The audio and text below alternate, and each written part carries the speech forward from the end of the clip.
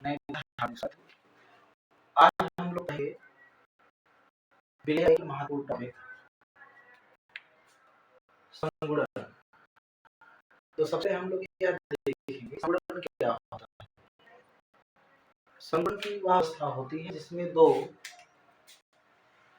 पदार्थ या अणुओं से किसी एक पदार्थ या अणु का निर्माण होता है, संगुणन कहलाता है। अर्थात दोनों समान अणुओं द्वारा एक नए समान अणु का निर्माण होता है, तो उस स्थिति को क्या बोला जाता है, संगुणन कहा जाता है। जैसे एग्जाम्पल के रूप में देखा जाता है, यहाँ पर हम लोग एस्टिक अम्ल लेते हैं, CH3COOH एस्टिक अम्ल है। इसके संगुणन CH3COOH का होल्डराइज प्राप्त होता है आणविक स्थिति में। अर्थात यहाँ पे जो हमने दो एस्टिक अम्ल के मोल लिए हैं, तो उससे हमें क्या प्राप्त होता है, एक एस्टिक अम्ल का अणु प्राप्त होता है। तो इसी अवस्था को क्या बोला गया, संगुणन। अर्थात दो समान यौगिक कहें या अणु कहें या परमाणु कहें से एक ही अणु का निर्माण होना संगुणन कहलाता है। तो क्या होता है मेरे बाबू, संगुणन मतलब होता है कि दो परमाणुओं का आपस में जुड़ना।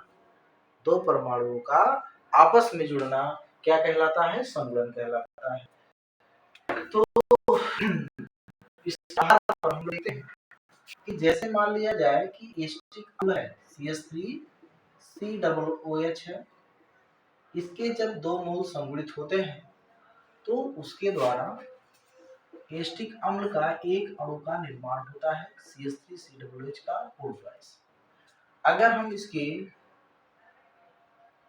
अगर इसका समय क्या है, 0 है, मान लीजिए इसके एक मोल लेते हैं, तो इस अवस्था में इनका संगुणन की मात्रा कितनी हो जाएगी, 0 होगी। यदि समय आपका कितना है, समय बराबर t है साम्यावस्था पर यानी साम्य पर, तो इस स्थिति में इनका संगुणन अगर अल्फा ना हो तो हम इसे क्या लिखेंगे, 1 माइनस अल्फा।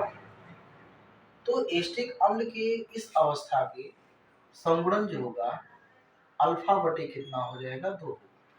आइए हम लोग जानते हैं ये अल्फा बटे 2 कैसे हो जाता है।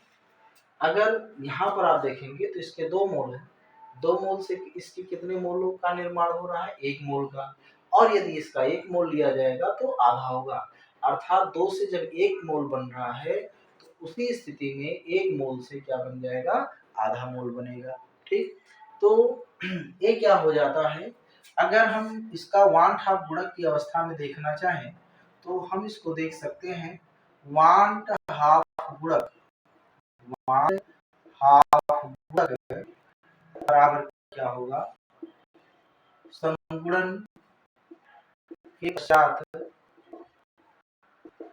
मोलों की संख्या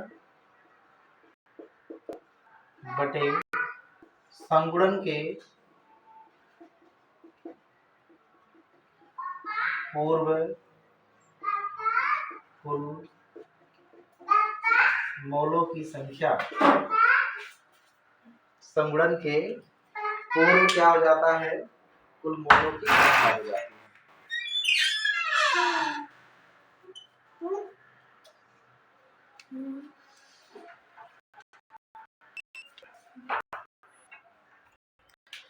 तो आइए हम देखते हैं क्या होता है, 1/2 गुणक बराबर क्या हो जाएगा, संगुणन के पश्चात मोलों की संख्या बटे संगुणन के कुल मोलों की संख्या। यहाँ पर आप देखेंगे 1/2 गुणक को हम लोग I से लिखते हैं और संगुणन के पश्चात मोलों की जो संख्या होगी 1 माइनस अल्फा प्लस अल्फा बटे कितना हो जाएगा, 2 होगा। और इसके पूर्व मोलों की जो कुल संख्या होगी कितना हो जाएगा, 1। 1 का I में मल्टीप्लाई करेंगे तो I होगा। और आप यहाँ देखेंगे कि ये कितना है, 1 अल्फा है और यहाँ पर अल्फा बटे 2 अर्थात आधा है। 1 में से जब आधा को आप घटा लेंगे तो कितना प्राप्त हो जाएगा, 1 माइनस अल्फा बटे क्या हो जाएगा, 2 प्राप्त हो जाएगा। कितना प्राप्त हो जाएगा, 1 माइनस अल्फा बटे 2 प्राप्त हो जाएगा। इसी को हम लोग ऐसे भी लिख सकते हैं कि अगर हम इसको इधर ट्रांसफर कर दें या 2 से इसको यहाँ से देख लिया जाए, तो इस स्थिति को हम लोग क्या कर सकते हैं, आई बराबर लिखेंगे 1 माइनस अल्फा बटे क्या हो जाएगा 2। इसको हम इसी तरह ही रहने देते हैं। ठीक, ये हमारा एक क्या हो जाता है, समीकरण प्राप्त होता है, जहाँ आई क्या होता है, 1/2 गुणक होता है, यहाँ अल्फा जो होता है क्या होता है, संगुणन की मात्रा होती है।